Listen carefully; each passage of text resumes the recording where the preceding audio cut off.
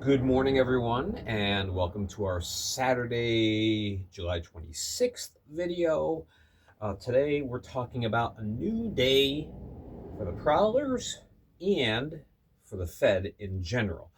Now, what I'm doing, I originally wanted to start with just kind of unpacking everything that was in the press conference for the Port Huron Prowlers this past Wednesday. But I also want to incorporate some things that were said and shared during the first edition of the official podcast, FPHL Behind the Glass, and kind of combine them both because they are in many ways intertwined. The presser for the Prowlers was in many ways an echo as far as the future of the FPHL. And what I have to share today is some very positive news, very good stuff, and just to give you an idea of what direction the league is taking, because there has been, I don't want to say exactly a turn, but I think a better clarification and a better direction as far as the vision of the league and its overall objectives and goals. Obviously, the FPHL has been more or less competing with the SPHL for many years. The SPHL, considered by a lot of hockey experts as the higher of the two leagues, and we'll talk about that next Saturday. That is the topic for our next Saturday video. But for today, I just want to unpack a lot of what was shared this last Wednesday. A lot of information given out. So, all right. First of all, let's go to the press conference. The Prowlers announcing that they have a new owner, and that was necessary because their owner beforehand was Barry Soskin. Soskin, of course, no longer in the league in any capacity. All right. For those of you wondering, like, well, what impact is there for other teams that Soskin was involved in? He is no longer a part of the FPHL. That is part of the shift in direction. And I think this is good. Again, I'm not saying that as a put down for Barry Soskin, because if it were not for him, we would not have hockey in a lot of markets that we do have hockey, and we may not have an FPHL today. Soskin headed up the formulation and the birth of 7 of the teams this last year. So we want to look at this. Okay, so Ken Andrews, and I put the little for Rockers fans. Yeah, you haven't forgotten about this. Put the little icon there. Ken Andrews is an owner, so yes, he owns both the Rockers and the Prowlers. And a lot of people express concern, well, isn't that going to create a conflict of interest? And my counter question, I guess, is, has this been a problem before? I can't recall it being an issue. So, nonetheless, yeah, Ken Andrews owns both. Now, the other important part of the press conference was to announce that the team has signed a new 3-year lease with McMorran Place. The lease from before had expired. And so a lot of people were very concerned. Well, okay, Soskin's out of the league. We don't have an arena deal. What's going on? Or is the team moving? No. Nope. As a matter of fact, one of the questions that was asked later on in the Q&A section of the press conference was, Is this deal going to have to be renewed at the end of the 3 year, or can it be extended before that?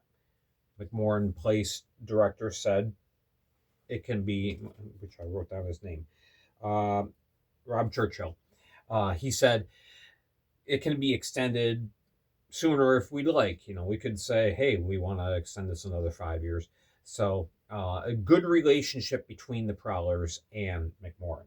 Okay, Ken Andrews pledged a lot more resources. Unfortunately, and I'm not saying this as a put down, but it's just stating a fact. One of the hallmarks of Soskin owned teams is not a whole lot of money being poured into the team as far as addressing improvements, unless there was somebody else that was heading up the group. Like, for example, Carolina, Kerry Ross and Soskin co-owned the team, and Ross made sure that if money was needed to be spent, it was. Yeah, and there we go. So anyway, some of the resources that we're talking about, and this one is huge, and I think this is a good sign that the league is moving in a new direction. All right, sleeper bus. Yep, the team has a sleeper bus. They are joining Topeka now in that regards, as far as now there's 2 out of the 14 teams that have sleeper buses. For those of you who don't know, basically that is a coach style bus, but instead of upright seats, it has recliner beds for the players to sleep in, which is very, very important. In the SPHL, the league's footprint is pretty spread out. Not as spread out as the FPHL now, with Topeka coming into the fold. So this is a big thing. This helps the players to be better rested. How many times this last year did we have a problem where a team didn't arrive to the arena until like an hour before face-off time? And then they immediately got to get off the bus. They've been sitting in the bus all, for 10, 12 hours. They immediately got to jump off, grab their gear, go in the locker room, change, go out for warm-ups. There was no time for the players to adjust to. You take a long trip. As soon as you get out, the first thing, oh man, this is going to help. Support staff. So far with the Prowlers, the last few years, Matt Graham, Alex Johnson, Will Wigeman have been doing everything. The 3 guys, they're selling corporate sponsorships. They're handling calls for season ticket drives. They're dealing with arena things. They're doing everything outside of the duties that you would normally expect them to deal with. And then, of course, Matt and Alex then are putting on a jersey and taken to the ice. So anyway, as good of a job as they've done, they're going to get some help now, and that is really big. Adding to the fan experience, and this seems to become a new benchmark for the league, and we saw it in Monroe this last year. The big projection, on the ice, you'd see the big, the logo with fire coming everywhere, and also all sorts of stuff that you see in a lot of arenas with the NHL. All right, the Prowlers are going to go down that route now. So they're going to add better LED lighting. They're going to add a goal horn, a real goal horn, and not just something that, a recording. A projection system, as I said, new video screens. They don't have a big overhead board and camera, but they have video screens at ends of the stadium. Those are going to be the arena. Those are going to be updated, and so, there's going to be more promo nights. They've had promo nights, but they're going to have more and really add to the fan experience. And this I loved. This is one of the things we don't really think about. But one of the great things about the FPHL is the players going out into the community, going into the schools, doing book reads, or meeting with the PE department, having a special floor hockey day, introducing the players to uh, the community, going out to grocery stores and bagging, things like that. Now, every team does that, but Ken Andrews wants to kind of expand how far they go. He said, look, I-69 comes right in. We really aren't reaching out to some of our teams just to the west of us. So we want to do that. We want to get our players out there meeting people. And again, that is a huge part of the FPHL, how the FPHL invests in the community and brings the fans in. He also discussed the future of the rivalry with the Rockers, and he said, he basically said, look, the Prowlers need the Rockers need the Prowlers. You've got a nice rivalry there, but that really helps with team travel, and it also helps build the fan base because Rockers fans go into Prowlers games, Prowlers fans are going to Rockers games. We have that in other cities too. Carolina, you fans travel to Blue Ridge en masse when the game is up in Blue Ridge. Blue Ridge fans, you travel down to Carolina. All right, it benefits both cities because now there is an influx of people coming in, money being spent in restaurants and stores and the arena with the tickets. So this is really, really good. So he said, the Prowlers will be back. Re-emphasize that. Excuse me, the Rockers will be back. But anyway, so that's the effect on the Prowlers. Now, I want to talk about the FPHL because, again, a lot of what Ken Andrews shared really echoes the future plans for the Fed.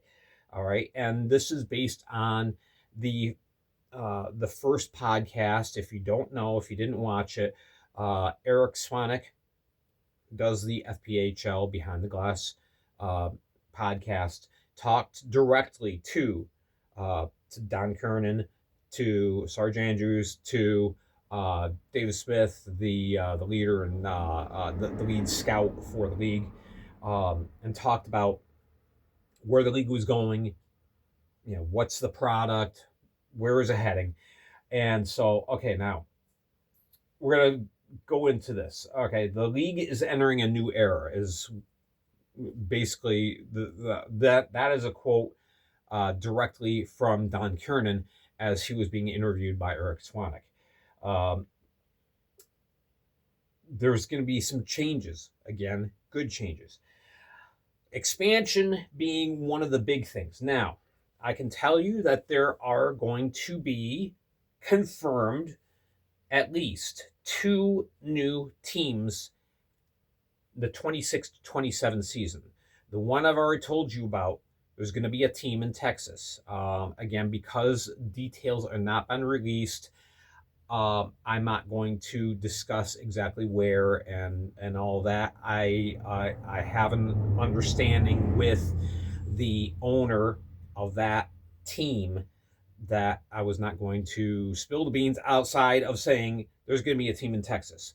All right, he granted me that ability to mention that. Now, the same person is going to be also placing another team in Louisiana. Where exactly, I can't tell you yet, but news on that specifically is going to be released probably late this next week. If not, then early part of the following week. All right. The owner told me that he's gonna be teasing this. I don't know how much information he's going to share. I can tell you somewhere in Louisiana. All right, so those two teams are guaranteed. Lease agreements have been signed. Um, there's going to be two new teams in that southwestern part of the footprint right now. So already we're seeing expansion. The league is also hoping to expand in other places. The One of the quotes from the podcast was the league could potentially double in size. Does that mean 2018 league? Maybe, maybe. Uh, the FPHL is not limiting itself as far as how far it could go. Eric Swanek said, and this is some speculation on his part, but he did say it. He said, I could see this league going from coast to coast. You got teams out in, maybe Utah and Nevada and maybe even California. Who knows? AHL is coast to coast. ECHL pretty much is coast to coast. So, obviously travel concerns, but that's where the sleeper bus thing comes in. All right, so Ken Andrews mentioned specifically the possibility of Canadian teams. Lots of problems as would be right now. However, we'll talk in just a minute about how that could be possible. We did have a couple teams. We had the Cornwall Nationals for a couple of years. That didn't go well. We had the St. Clair Shores Saints. It was playing just over the border from Port Huron in Canada. So that's a possibility. Better overall treatment of the players. This was something that was stated directly by Ken Andrews and by the executive board in the podcast interview. They recognize that, we've got to treat our players better. Does that mean a salary increase? Hopefully. I don't know. That wasn't specifically addressed, but could the salary be upped a little bit to better closely match the SPHL? Because that's one difference between the SPHL and the Fed is players earn a little bit more money in the SP. Again, we'll talk about that next week. But nonetheless, anyway, one thing that was specified, whereas in the past, I think, the executive board, Don Kiernan, Paul Jean, Dave Jackson, all the big names for the FPHL as an organization, they were making the majority of the decisions. Now it's more reflective, and this really began this past season, the shift to this model. It's more like the NHL, where the board of governors call the shots. Gary Bettman works for the owners. Okay, that's a misconception that people don't understand, is that Gary Bettman is not a king. He doesn't make the decision. The board of governors does, and then Gary Bettman implements those. All right, that's the vision for the Fed. The board of governors calling the shots. The board of governors meeting, saying these are some policies that we want in place. We voted on it. We agree. And then the executive board takes that and goes, all right, let's get a plan for implementing this and putting this into practice. All right. The Board of Governors is also, starting this year, divided into subcommittees where certain committees will focus on a specific aspect of the business of the Fed. The schedule, as far as when the season starts, when it ends, the playoffs. How are we going to do the playoff format? all that kind of things. Those are started off in committees, set up by committees. The committees then present their ideas and their specified topics to the Board of Governors. The Board of Governors votes on it. Then the executive board says, okay, you all want this change, we're going to make this happen. Big, big, big positive step in my mind. Okay. We talked about Canadian teams. Right now, one of the problems is the league has a nonprofit status. And as such, they have not been able to extend what's called a P1 visa to the players who come in from Canada or Europe or Japan or wherever. All right. Meaning that's why you see so many times a foreign-born player suddenly has to take a leave of absence from the team because they've got to go back and renew their visa for another 6 months. The current visas that they've been able to offer is only good for 6 months. So that makes it very difficult. A P1 visa is a year-long visa, and this specifically deals with declaration of income. Being that the FPHL through this time now has been nonprofit, they can't pay salary in normal conventional methods. All right, the players do get paid through a debit card system. All right, but this P1 visa status, that would mean year-round you're declaring income. You're coming from Germany to come to the United States to play, to earn income playing hockey. All right. The FPHL has put in an application into Immigration Naturalization Service to offer those, which by my logic would mean a requirement to change this not-profit status. So, again, I think very positive thing. This would be huge. If the league could do this, it would invite more players from overseas to play in the FPHL, whereas right now most of them just automatically go to the SPHL if they're going to play single A hockey because they can get a P1 visa. No worries, no problems. All right. If the Fed gets that, same thing. No worries, no problems. I'm going to go to the Fed and play for a year. So that's very good. One of the things that was mentioned by Ken and Andrews, by all three members of the executive board, and by Eric Swanek in the interview, was that the expectations for a level of professionalism and better play and better conditions is much, much higher now than it ever has been. And that's not just expectations from fans. Yes, that's included. But now the league itself is putting that expectation upon itself. So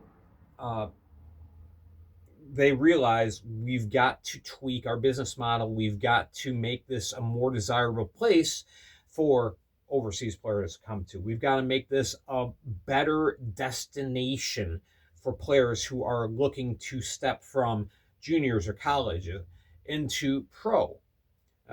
So this is really, really big. I think this shows a very positive switch in the philosophies for the FPHL. I think a lot of good is going to come out of it. So really, it's been a new day for the Prowlers and for the Fed. So I just kind of wanted to show you how the two things really kind of pair up. We're going to see some massive changes in the FPHL over the next few years.